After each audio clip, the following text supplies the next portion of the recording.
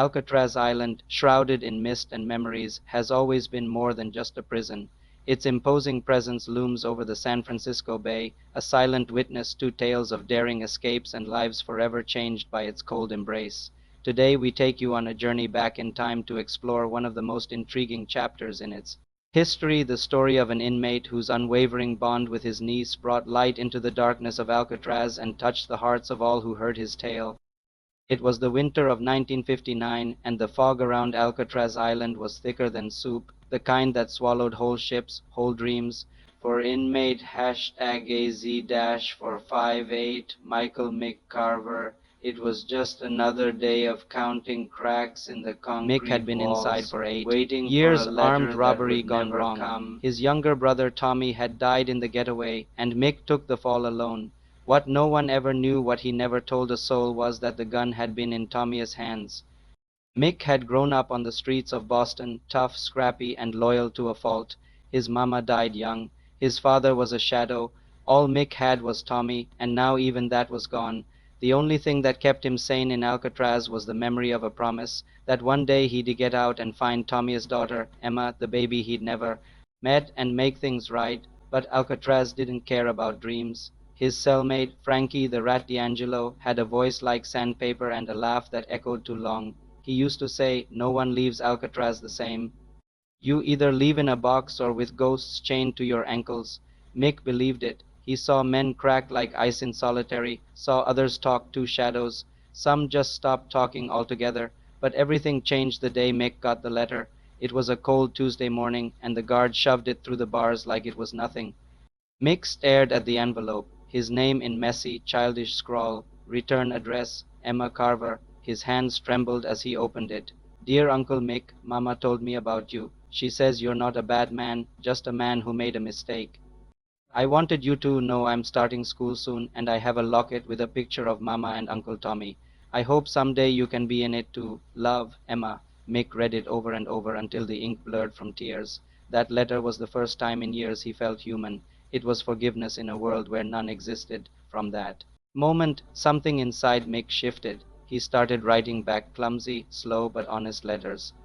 He told Emma stories about the stars over the prison yard, about the seagulls that stole food from the guards, about the man in cell block C who could play Beethoven on a harmonica.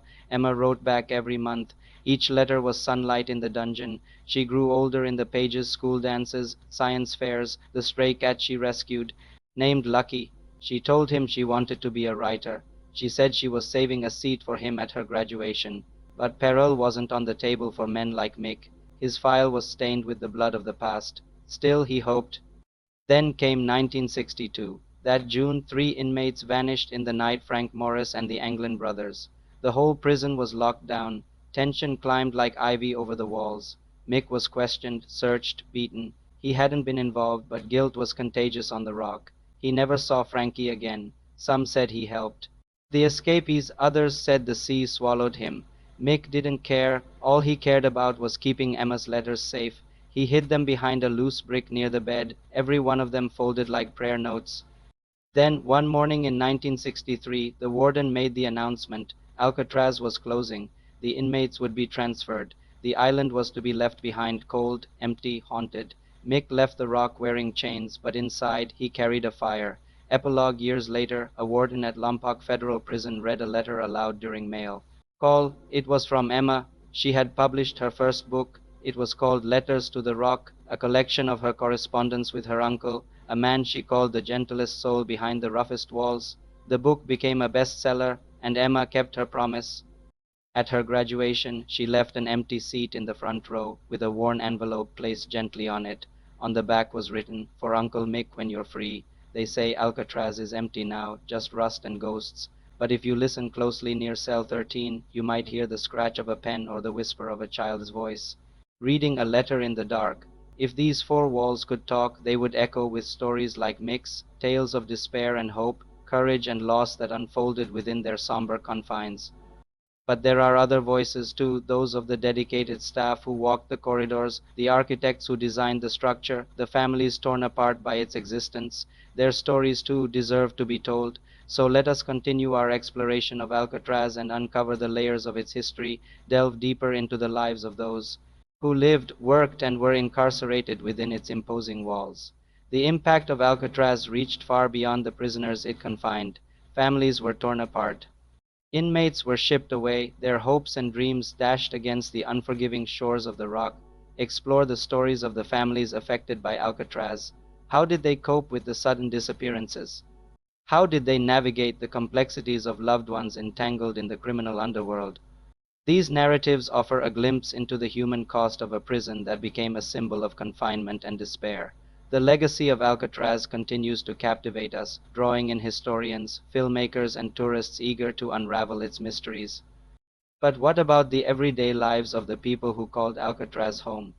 What were the mundane realities of living, working, or being imprisoned in such a unique place? Through personal accounts and historical records, we aim to paint a vivid picture of life on the island, from the routines of the prison staff to the daily struggles of the inmates. Imagine waking up to the haunting cry of seagulls, the chilly fog clinging to your skin as you walk the desolate halls of Alcatraz. Life on the island was more than just the dramatic tales of daring escapes and brutal confrontations. It was a tapestry woven with threads of isolation, boredom, and the quiet desperation of men stripped of their humanity. The cells of Alcatraz are more than just rooms with bars.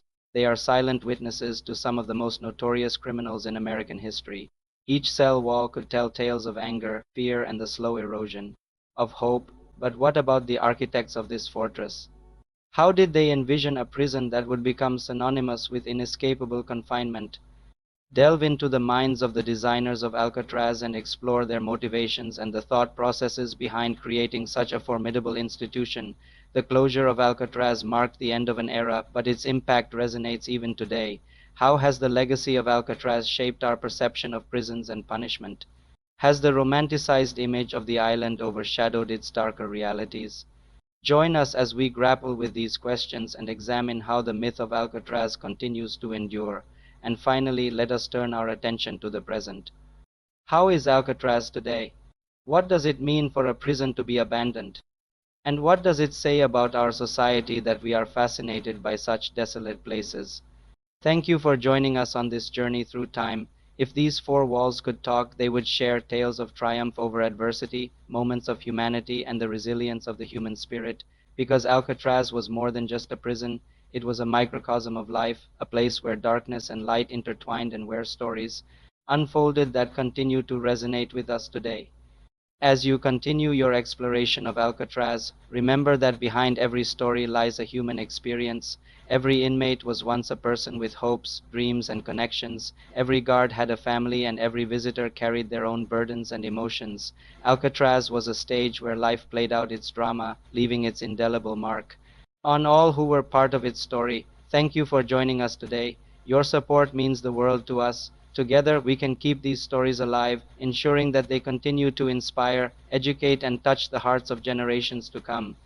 As you reflect on the tales of Alcatraz, consider sharing your own experiences and insights. Your voice matters, and together we can create a richer understanding of this captivating chapter in history. Stay connected with us for more journeys through time. Until next time, let the echoes of Alcatraz resonate in your thoughts, reminding you of the enduring power of the human spirit.